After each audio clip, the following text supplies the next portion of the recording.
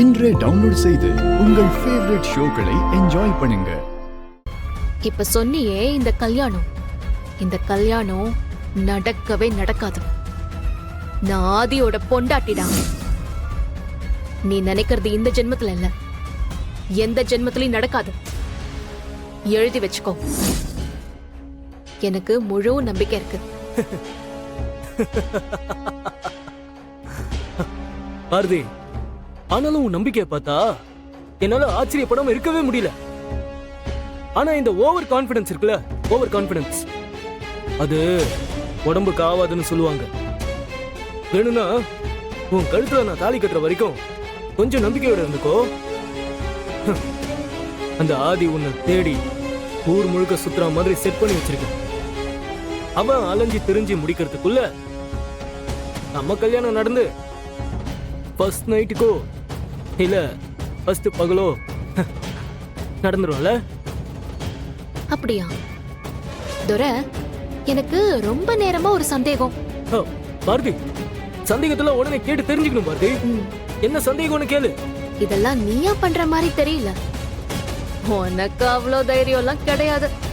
எனக்கு என்னமோ உன் பின்னாடி இருந்து வேற யாரோ இதெல்லாம் பண்ண சொல்லி சொல்றாங்கன்னு எனக்கு டவுட்டா இருக்கு. டவுட் எல்லாம் இல்ல, கன்ஃபார்மா அதுதான்.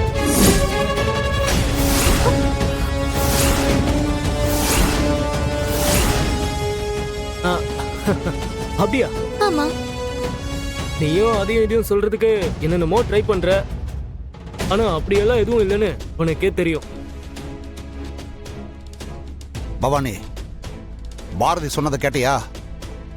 ஆமாங்க, நான் எப்பவும் சொல்ற மாதிரி இவெல்லாம் லேஸ் பட்ட ஆள் கிடையாது.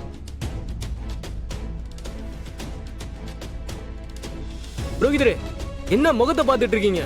டக்குன்னு ஆரம்பிங்க. என்ன துரை, அப்படியே டைவர்ட் ஆகுற? அமைதி ஆயிட்டியே. சொல்லு சொல்லு, உன் பின்னாடி யாரோ இருக்காங்கல்ல?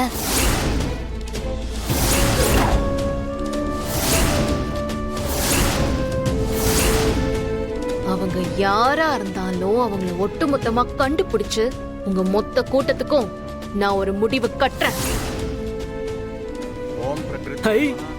இதோ பாருடா. அப்படியா பாரதி? எது புதுசா இருக்கு? இங்க பாரு பாரதி, யார் சொல்லியும் கேட்க வேண்டிய அவசியம் எனக்கு கிடையாது. உன் கழுத்துல தாலி கட்டணும்ன்றது என்னோட பல நாள் கனவு. அந்த ஆதியால 2 தடவை உனக்கும் எனக்கும் நடக்க இருந்த கல்யாணம் நின்னு போச்சு. நடந்த குழப்பத்துல நான் அந்த ஸ்வேதா கழுத்துல தாலியை கட்டி என் வாழ்க்கையே ஒண்ணும் இல்லாம போனதுக்கு நீதான் காரணம். அதுக்கு நீ பதில் சொல்லணும்ல, அதுக்குதான் இந்த கல்யாணம்.